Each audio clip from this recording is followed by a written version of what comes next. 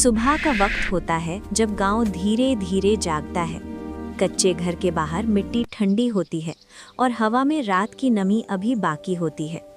वो चुपचाप उठती है, बिना किसी शोर के, जैसे रोज उठती है।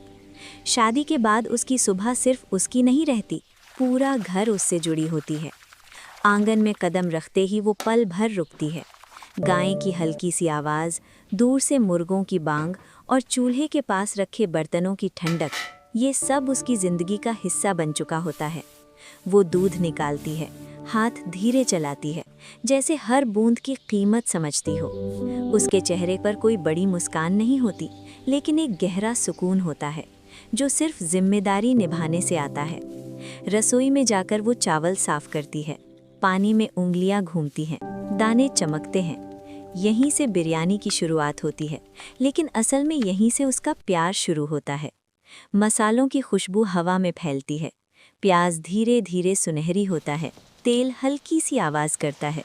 वो चम्मच चलाते हुए ज़्यादा तेज़ नहीं होती, जैसे वक्त को जल्दी में लाना गुनाह हो। बाहर उसका शौहर अपने कामों में लगा होता है, कभी बाजार का चक्कर, कभी गांव की बातें। वो जानता है कि घर के अंदर जो हो रहा है वो सिर्फ खाना नहीं, किसी की मेहनत, किसी का इंतज़ार और किसी का भरोसा है। बिरयानी का दम लगता है, चूल्हा धीमा होता है, ढक्कन बंद। इस खामोशी में सिर्फ सांस चलती है और दिल में एक ही बात होती है, बस सब ठीक से हो जाए। जब ढक्कन उठता है, भाप ऊपर उठती है, खुशबू सिर्फ रसोई में नहीं, पूरे घर में फैल जाती है। वो पल भर के लिए हाथ रोक कर देखती है, जैसे अपनी मेहनत को आंखों से महसूस कर रही हो। फिर दोनों ज़मीन पर बैठते हैं, कोई बात नहीं होती, सिर्फ चम्मच की हल्की आवाज़, चावलों का नरमपन और एक दिन का सुकून।